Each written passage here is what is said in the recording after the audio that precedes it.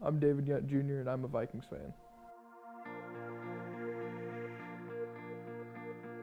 I've been a Vikings fan my whole life, but I can remember watching games all the way back until the early 90s. He's probably been as big a fan, maybe even a bigger fan than I've been, really. I can remember actually watching full games back when I was 4 or 5 years old.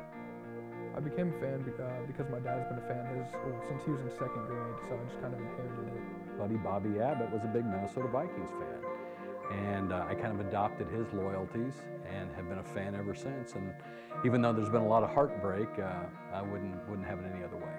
I can remember the 1995 Vikings, for instance, when I was 5 years old. That's when I can start recognizing my favorite players like Chris Carter and John Randall, and a bunch of the old school guys, that have been, long since retired. My favorite player of all time would be Adrian Peterson, who's actually a current player with the Vikings now. Ponder hands off to Adrian up the middle. He's got a hole. He's to the 30. He's to the 20. He can go, folks. Touchdown, Vikings! We've got a game on our hands. Don't go anywhere. Well, I've always loved collecting sports memorabilia. In 2008, after Adrian Peterson's Rookie of the Year campaign, I started collecting stuff of his.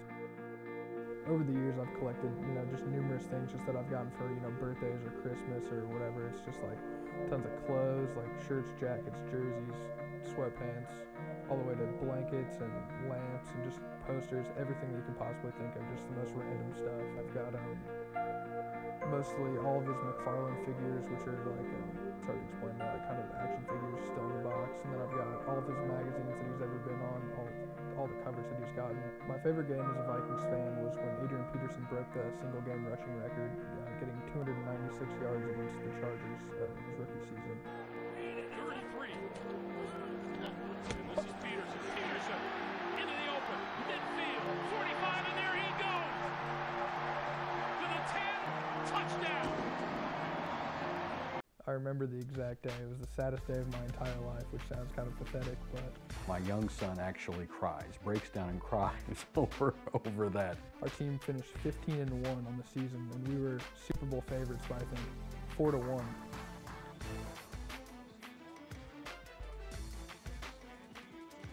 We had a field goal kicker that literally made every single kick for the whole year, and then shanked a 36-yard field goal.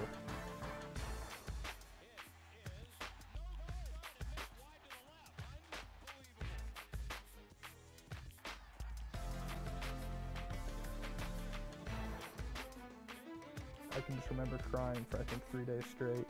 I knew at that time that he was a true blue Minnesota Vikings fan, and I also knew that that would not be his last heartbreak with the Minnesota Vikings. Oh, the Dirty Bird, that dance forever will just be scarred in my brain. Jamal Anderson out of the backfield. And there's the Dirty Bird.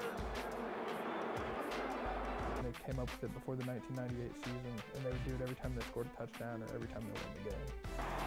Morton Anderson's extra point is good. It's 7-0. Atlanta leads Minnesota. The Colts have only been in Indiana since 1984. In fact, when I was growing up, obviously they were the Baltimore Colts.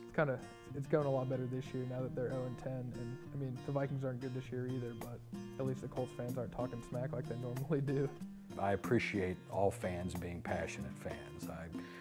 As long as they're not fair weather fans. I've been to my share of Colts games, in fact, starting in 1984 and 85, and suffered through some pretty horrible seasons. In fact, much worse seasons than the Vikings ever endured. I feel, it's like a true fan.